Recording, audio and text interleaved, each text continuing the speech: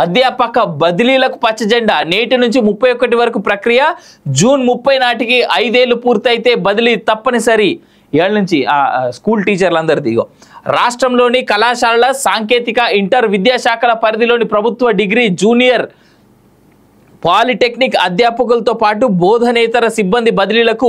రాష్ట్ర ప్రభుత్వం పచ్చజెండా ఊపింది ఈ మేరకు విద్యాశాఖ ముఖ్య కార్యదర్శి బుర్రా వెంకటేశం సోమవారం జియో 118తో పాటు బదిలీలకు మార్గదర్శకాలను జారీ చేశారు ఈ నెల 16వ తేదీ నుంచి 31వ తేదీ వరకు బదిలీల ప్రక్రియ నిర్వహిస్తారంటూ వార్త చూస్తా ఉన్నాం కదా ఈ కార్యదర్శిగా ఉన్నటువంటి బుర్రా వెంకటేశం ఎవరైతే ఉన్నారో మంచి కరప్టెడ్ ఆఫీసర్ అనేటువంటిది ఉన్నటువంటి వార్త మరి ఆయన ఎందుకు ట్రాన్స్ఫర్లు చేస్తలేరా అనేటువంటిది కూడా తేలాల్సినటువంటి అంశంగా చూడొచ్చు మనం ఈ సంవత్సరం జూన్ 30 నాటికి ఒక స్థానంలో 5 ఏళ్లకు పైగా పనిచేస్తున్న వారు తప్పనిసరిగా బదిలీ అవుతారు వారు ఆప్షన్ ఇవ్వకుండా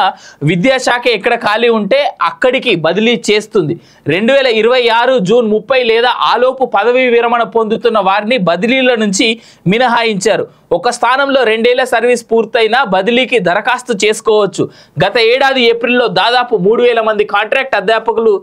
రెగ్యులర్ అయ్యారు వారికి 2 ఏళ్లు పూర్తి కానందున బదిలీలు ఉండవు డిగ్రీ కళాశాలల్లో బోధనా పోస్టులు 1517 ఉండగా దాదాపు 900 మంది వరకు బదిలీ అయ్యే అవకాశం ఉందని అంచనా వేస్తున్నారు ఆన్లైన్ విధానంలో బదిలీలు జరగనున్నాయి అంటూ చూడొచ్చు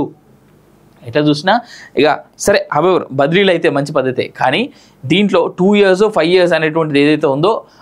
ఒక్కసారి చెక్ చేసుకోవాలి అని చెప్పేసి ఎవరైతే లెక్చరర్స్ టీచర్స్ ఉన్నారో వాళ్ళని సజెస్ట్ అయితే చేస్తా ఉన్నా అంతకు మంచి నేను వాళ్ళకి చెప్పేంత స్థాయి అంత ఎడ్యుకేషన్ కూడా మనకు లేదు